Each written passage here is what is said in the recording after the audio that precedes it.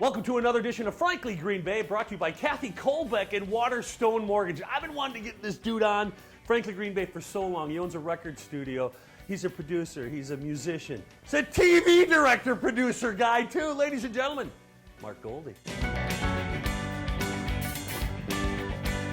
Welcome to another edition of Frankly Green Bay. Marc Golde, how you doing? Let's do this. All right, doing good. You know, COVID-19 shut us all down a little bit. Yep. Entertainment, the toughest. How's it been going at the studio, first of all? Well, now things are good. Okay. Things are kind of back open. We're being careful with everything. yeah. But when it shut down, after I got over the financial panic, it hit me that I've got time on my hands for the first time in 20 years, and I've got this groovy, amazing recording studio, Yes, you do. and I get to play finally. So you have some. Now you've done so many things in your life. Let's start from the beginning. Yeah. Music. Yeah, Why and when did it all happen for you? it was a jukebox. It was. My folks owned a bar up in Merrill, Wisconsin, very much a mill rat bar or dive bar kind of thing. And the shrine to me was this jukebox. Okay. And I used to climb on top of the jukebox, press my ear against the speaker so I could almost climb inside of it. And when did you pick up a guitar? Did you pick up a piano, or what was My parents wanted to give me an unfair advantage in life. it? Okay. So they tried a bunch of different things. Music is kind of what I was most interested in. They got me into piano lessons at 4.5, 5 years old. And the teacher didn't want to teach me because they wait till about 7 or so. And she's like, he can't reach the pedals or spell his name. How am I going to teach him how to read music? So you started. I'm assuming bands were the next step. Well, it was so painful in 5th grade. Yeah. It was so painful to not be in a band for me. But I'm in 5th grade. There isn't Yeah. bands for 5th graders. Now they have some programs, yeah. but at the time there wasn't. Yeah. So I had to make up a band.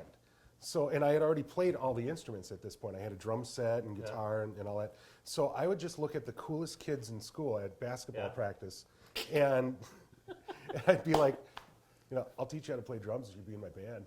So after high school, where does it take you? Well, I left high school to go on the road with my band. Okay. So once again, just burning need, wanted to get out there. I can't wait. Convinced my parents that that's the education I wanted. Yeah. And that was it. And I was the leader of the band. I was real serious and got out there. And You're making money. not really, but we're in a school bus. We're independent. Yeah. We're out here doing it. Talk to me about the I guess the new music you've been producing. Sure. Well, the first one I did, She Doesn't Know, Yeah.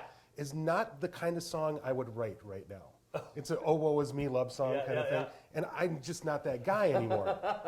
But I needed something quick. I wanted to be first to market on the internet because I knew it was going to get saturated with people DIYing. Oh. So I'm like, here's a song. It's a good song. I think people are going to like it. I can finish it pretty quick. Let's just get something out there. And the funny thing was lots of people were consoling me. Marc, we know you're a record producer. You're doing all this cool stuff for everybody. But you as a performer, are you going to perform? That's the plan.